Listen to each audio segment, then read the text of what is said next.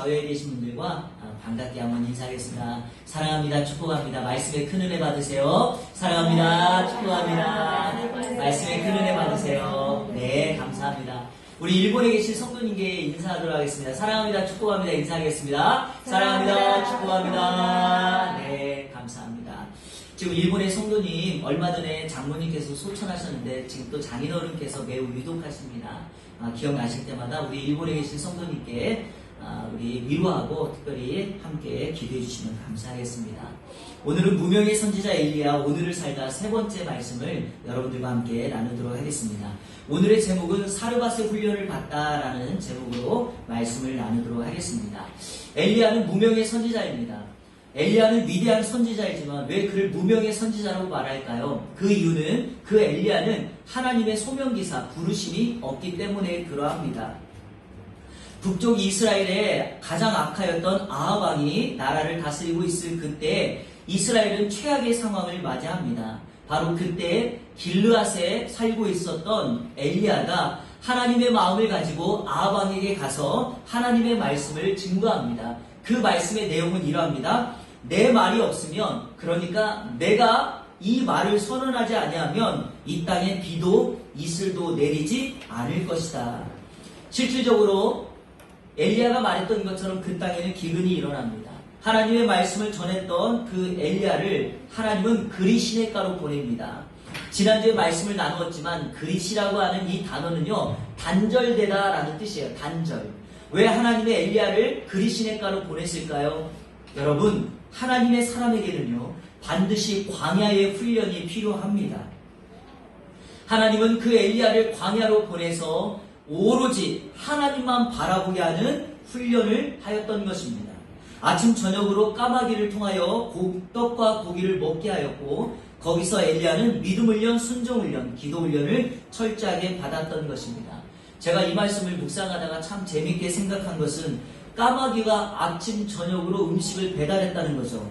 아마 역사 이래 배달의 민족, 배달통이 여기서 시작되지 않았을까라는 생각을 해봅니다.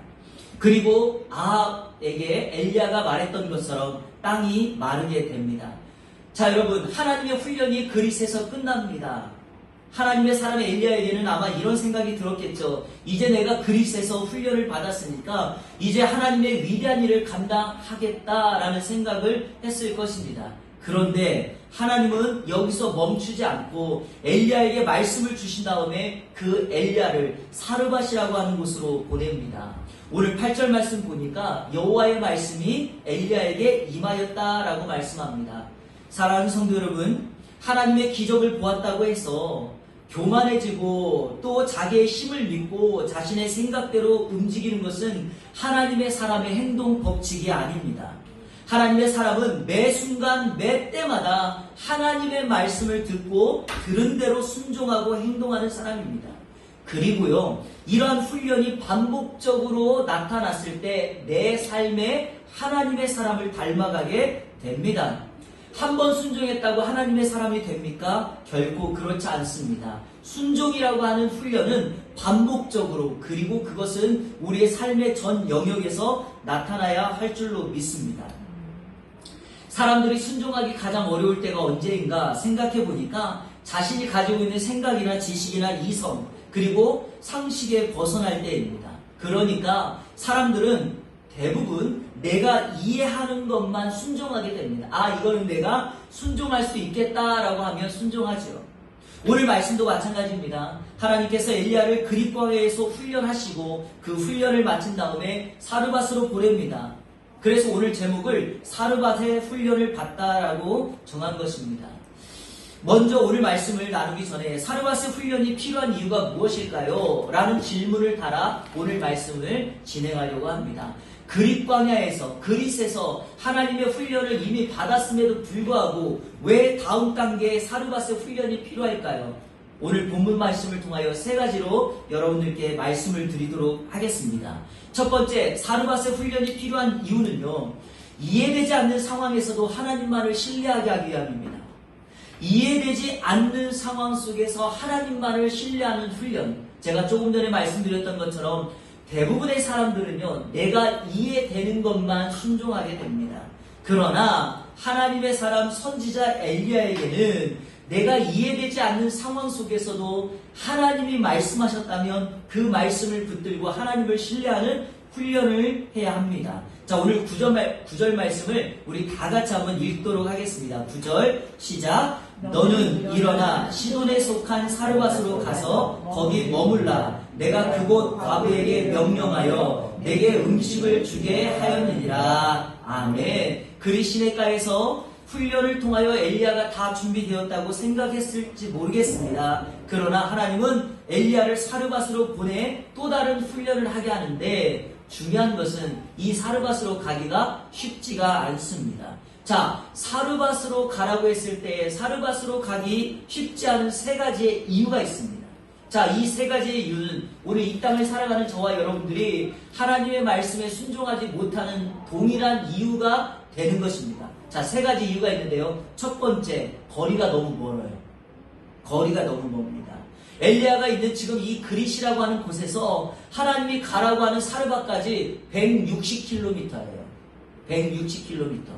제가 계산해 보니까요. 어제 제가 이것 때문에 티맵을 계속 이게 눌러봤거든요. 160km면 어느 정도 될까? 그래서 제가 딱 눌러서 정확하게 맞춘 곳이 있어요. 이 금천구청에서요. 제 고향이 익산이거든요. 익산역까지가 정확하게 162km 나오더라고요. 여러분 그런데요. 보세요. 여기서부터 전라도까지 걸어간다고 생각해 보세요.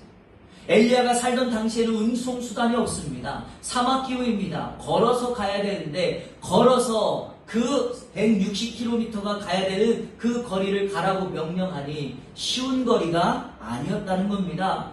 또 하나 엘리야는 사르밧까지 가본 적이 없습니다. 대략 난감한 상황이죠. 그 사막을 걸어서 간다는 거 매우 조건이 힘드니 순종하기가 그리 쉽지 않습니다. 자, 두 번째는요. 사르밧이라고 하는 장소 때문에 그러합니다. 성경은 이 사르밧이 시돈에 속한 곳이다 말씀합니다.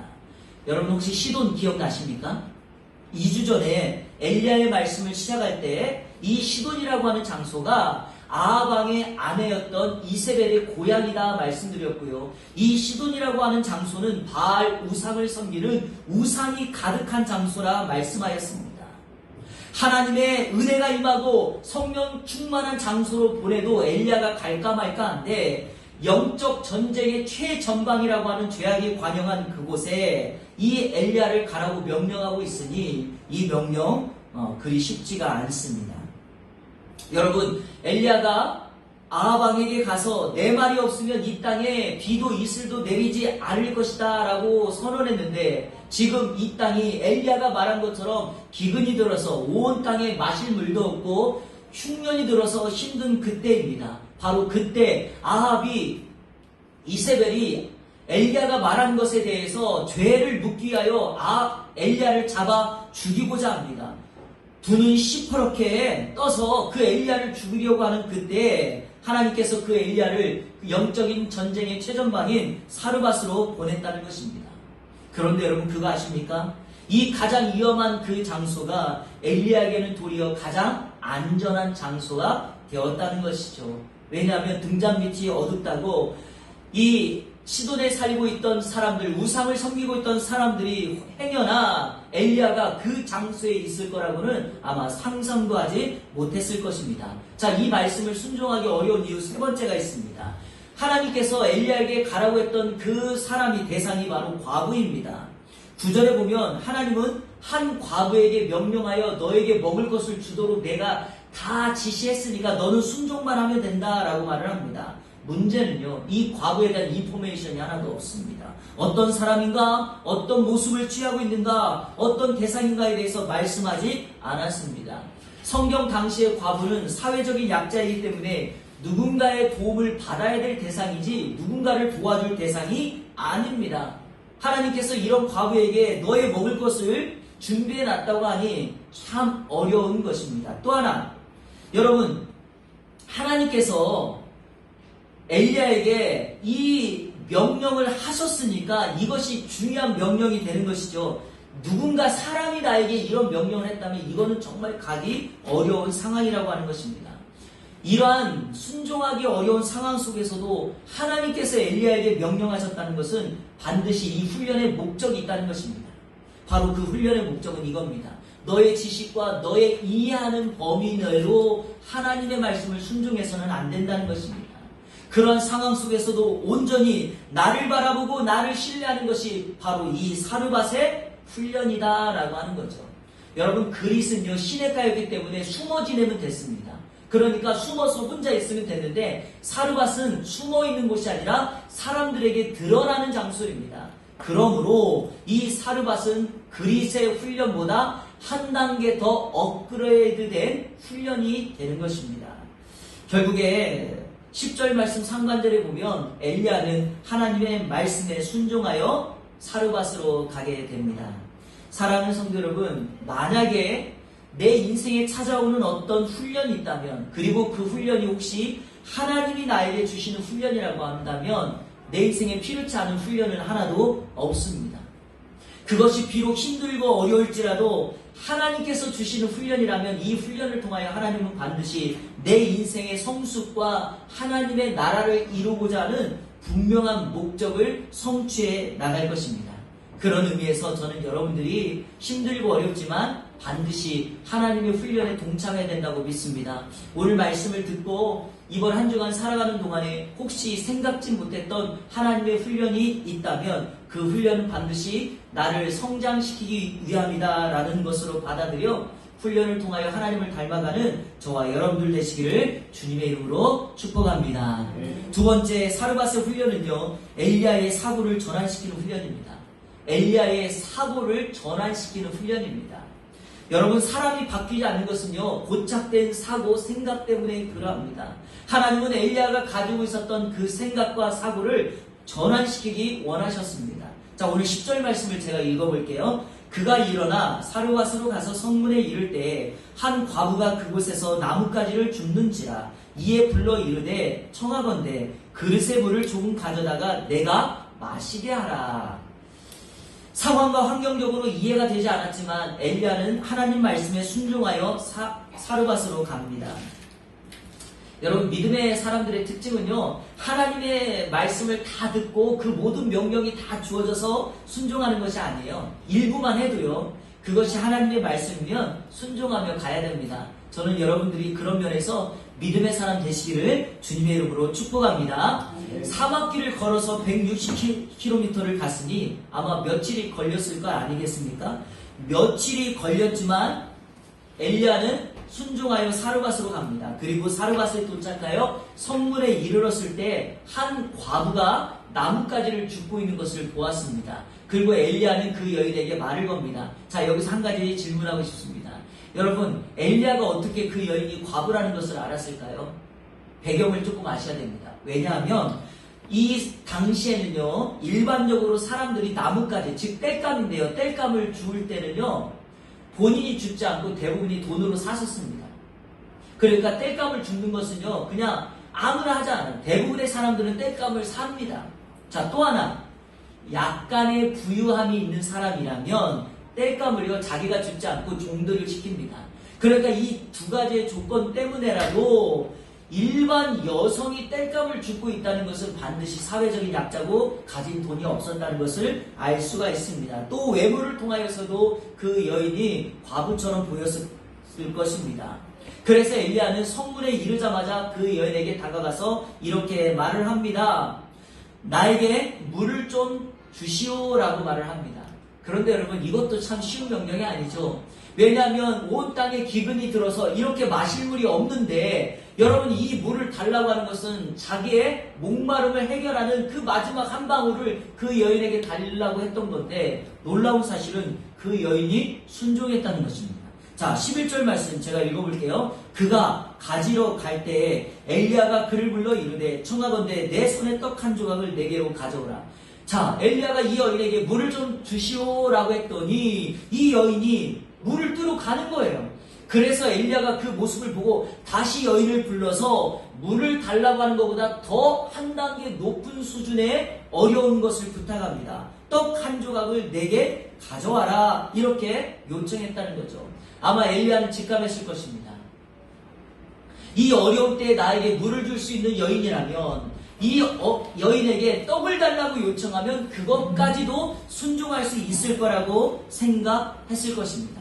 자, 이제 바로 이 부분에서 엘리야의 생각과 엘리야의 사고를 전환시키는 말씀이 등장합니다. 자, 그게 바로 12절 말씀인데요. 자, 우리 12절을 다 같이 한번 읽겠습니다. 시작. 그가 이르되 당신의 하나님 여호와께서 살아계심을 두고 맹세하니 나는 떡이 없고 다만 통에 가루 한 분과 병에 기름 조금뿐이라. 내가 나뭇가지 둘을 주어다가 나와 내 아들을 위하여 음식을 만들어 먹고 그 후에는 죽으리라. 아멘. 여러분, 엘리야가 아합에게 말했던 것을 한번 기억해 보세요. 이렇게 말합니다. 엘리야가 아합에게 이야기했을 때 내가 섬기는 살아계신 하나님 여호와의 말씀을 의지한다, 이런 말로 자신이 믿고 있는 하나님을 표현합니다. 내가 섬기는 여호와 하나님. 그런데요, 그 똑같은 말을 지금 이 사르밧에 살고 있었던 과부가 엘리야에게 하고 있습니다. 하나님 여호와께서 살아계심을 두고 맹세하노니. 여러분, 이 여인이 하나님을 온전히 믿었다는 표현은 아닐 것입니다. 그러나 분명한 사실이 하나가 있습니다. 엘리야가 아합왕에게 선포했을 때 아합왕과 이세벨이 믿고 있었던 바알도 엘리야의 외침을 막지 못하고 엘리야가 말했던 것처럼 실질적으로 온 나라의 기근이 들고 맙니다. 대부분의 사람들이, 그리고 그 이방 세계 모든 사람들에게 한 가지 소문이 납니다. 어떤 소문이 나는가? 우리가 믿고 있는 바알보다 엘리야가 믿고 있는 여호와 하나님이 능력 있다. 엘리야가 하나님을 믿고 그 하나님의 이름을 힘입어 물이 있지 않을 거라고 선포했더니 그 말처럼 지금 온 세계가 기근이 일어났다. 아하, 바알보다 하나님이 더 위대하다. 그들이 이 사실을 깨닫고 있었던 것입니다.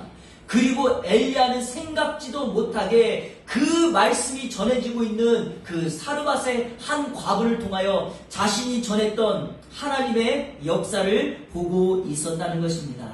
사랑하는 여러분, 이 과부의 말을 통하여 엘리야는 이 사람들은 안 돼, 우상을 믿는 사람들은 안 돼, 다 죽어야 돼 라고 하는 그 생각을 바꾸게 됩니다. 그들도 하나님이 구원해야 될 사람이라고 하는 것을 엘리야가 깨닫게 됩니다.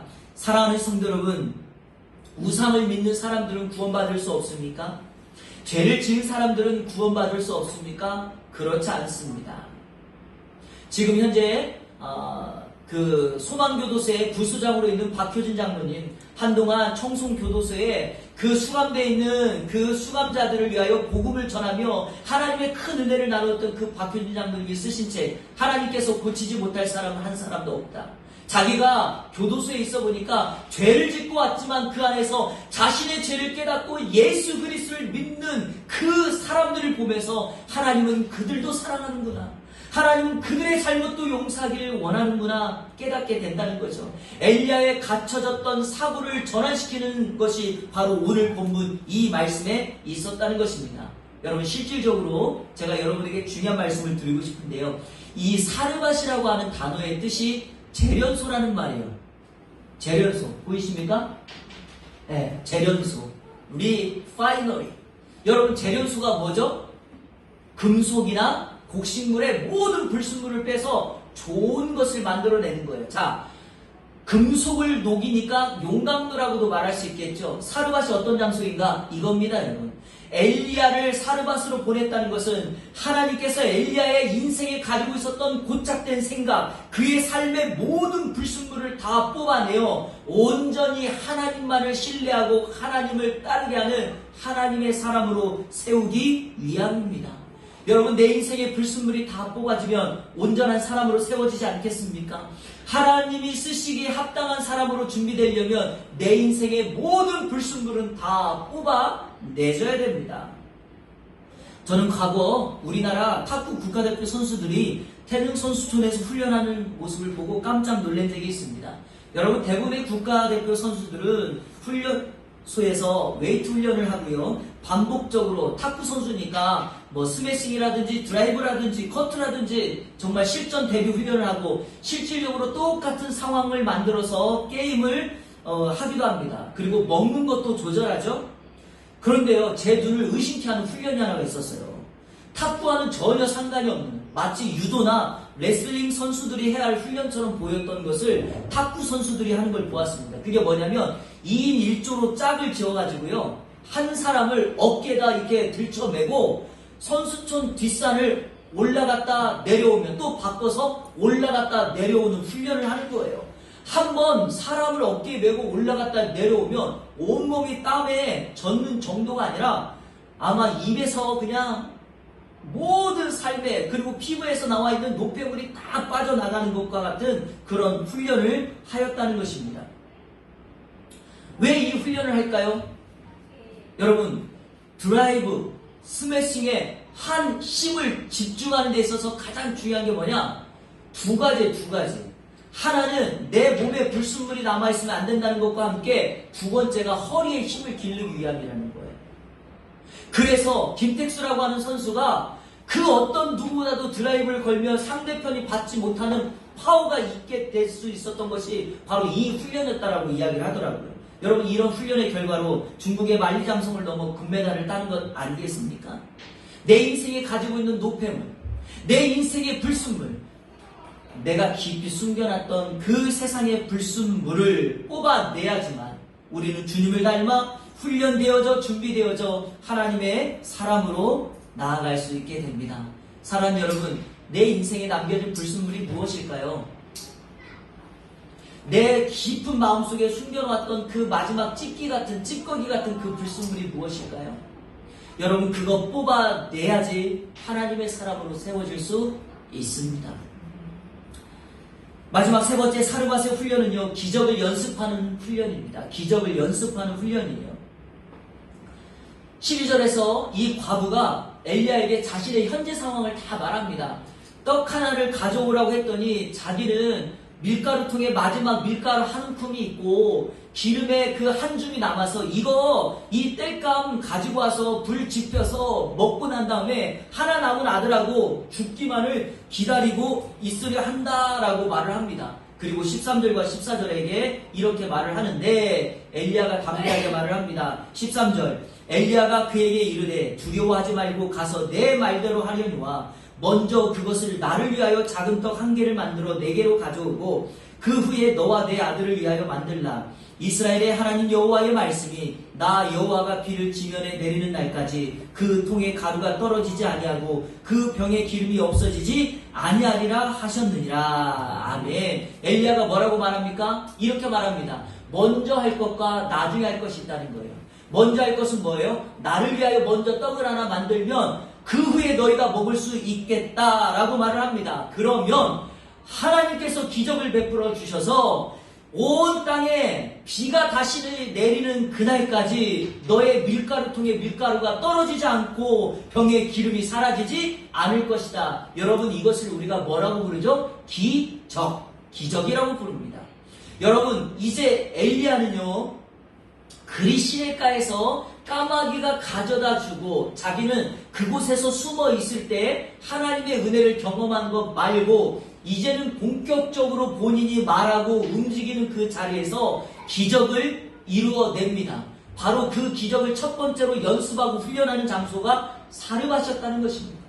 사랑하는 성도 여러분, 기적은요, 연습하고 기적은 몸으로 체험하지 않으면 그것이 정말 한 번의 기적으로 끝나고 맙니다. 자, 15절 16절 제가 읽어볼게요. 그가 가서 엘리야의 말대로 하였더니, 자, 그는 과부입니다. 엘리야의 말대로 하였더니 그와 엘리야와 그의 식구가 여러 날 먹었으나 여호와께서 엘리야를 통하여 하신 말씀같이 통에 가루가 떨어지지 아니하고 병에 기름이 없어지지 아니하니라. 여러분, 우리 16절을 다 같이 읽겠습니다. 시작. 여호와께서 엘리야를 통하여 하신 말씀같이 병에 기름이 없어지지 아니하니라. 아멘. 과부가 엘리야의 말에 순종하였더니 하나님께서 엘리야가 과부에게 말했던 것처럼 통에 가루가 떨어지지 않고 병에 기름이 사라지지 않습니다. 기적은요, 하나님의 말씀을 듣고 말씀에 순종할 때 이루어집니다. 마찬가지로 오늘 이 시대를 살아가는 저와 여러분들이 하나님의 말씀을 듣고 아멘하고 난 다음에 그 말씀대로 순종하기 시작한다면 내 삶에 이루어질 기적이 상식이 될 줄로 믿습니다. 그리고 우리가 순종한 그 하나님의 말씀이 이 땅에 하나도 땅에 떨어지지 아니하고 여러분의 인생과 여러분의 삶 가운데 그대로 열매 맺게 될 줄로 믿습니다. 말씀을 맺겠습니다. 여러분 누가복음 5장에 보면은요, 예수님께서 고기 잡는 어부들을 제자로 부르시는 장면이 나옵니다. 이 어부들이 밤새껏 수고했지만 물고기를 한 마리도 잡지 못하고 모든 것이 끝났다 생각하고 그물을 씻습니다. 자, 여러분, 그물을 씻었다는 것은 뭐죠? 오늘 일과 다 끝났다라는 것 아니겠습니까? 그때 예수님께서 이렇게 말씀합니다. 말씀을 마치시고 시몬에게 깊은 데로 가서 그물을 내려 고기를 잡으라. 자, 누가복음 5장 5절. 자, 다 같이 읽어보겠습니다. 시몬이 이렇게 말합니다. 시작. 시몬이 대답하여 이르되 선생님, 우리들이 밤이 새도록 수고하였으되 잡은 것이 없지만은 말씀에 의지하여 내가 그물을 내리라 하고. 아멘. 자, 시몬이 이렇게 말하는 것과 같습니다. 선생님, 우리가 밤새도록 수고해도 잡지 못했다니까요. 고기는요, 깊은 데서 잡는 것이 아니에요. 지금은 고기가 잡히는 시간도 아닙니다. 우리가 선생님은 목수잖아요. 우리는 어부잖아요. 고기 잡는 일에 있어서 우리는 선생님보다 지식도 경험도 연륜도 더 있지 않습니까? 이렇게 말을 하고 있어요. 그런데 이 말을 전제 조건으로 깔고 시몬이 순종합니다. 자, 결론이 뭘까요? 이렇게 나옵니다. 고기가 너무 많이 잡혀서 그물이 찢어질 정도가 되었더라. 평생 어부로 바다에서 잔뼈가 굵었지만 지금까지 자기들이 어부로서 가진 연륜, 경험, 지식을 총동원해도 이처럼 많은 고기를 잡아본 적이 한 번도 없었습니다. 주님의 말씀에 순종하였더니 고기가 이렇게 잡힙니다. 지금 예수님께서 이 어부들에게 무엇을 말씀하고 있는 것일까요? 주님의 제자가 되려면 이 세상의 경험, 어부로서의 지식, 삶의 연륜이라고 하는 불순물을 다 주님 앞에 내려놓아야 된다는 것입니다. 그러므로 이 제자에게 이 갈릴리 호숫가는 바로 어딜까요? 사르밧입니다. 이 어부들에게 이 바닷가는 사르밧이었던 것입니다. 이 바닷가에 자신의 세상에 이 땅에 가지고 있었던 모든 삶의 불순물을 다 던져버리고 예수 그리스도 그분을 따라가는 것이 엘리야와 같은 동일한 사르밧의 훈련을 경험하는 것입니다. 사랑하는 여러분, 우리의 삶의 현장에 하나님께서는 사르밧의 훈련을 하기 원하십니다. 도망가지 마십시오. 하나님의 명령에 순종함으로 믿음으로 나아가십시오. 그러면 반드시 우리 하나님께서 여러분의 은혜의 통에 가루가 떨어지지 않을 것입니다. 성령의 기름의 통에 여러분의 은혜의 기름이 떨어지지 않게 될 것입니다. 그리고 이번 한 주간 저와 여러분을 통하여 하나님의 받은 은혜를 세상에 흘려보내고 나누어주는 하나님의 사람이 될 줄로 믿습니다. 이 은혜가 여러분 모두에게 있기를 우리 주 예수 그리스도의 이름으로 축원합니다. 아멘.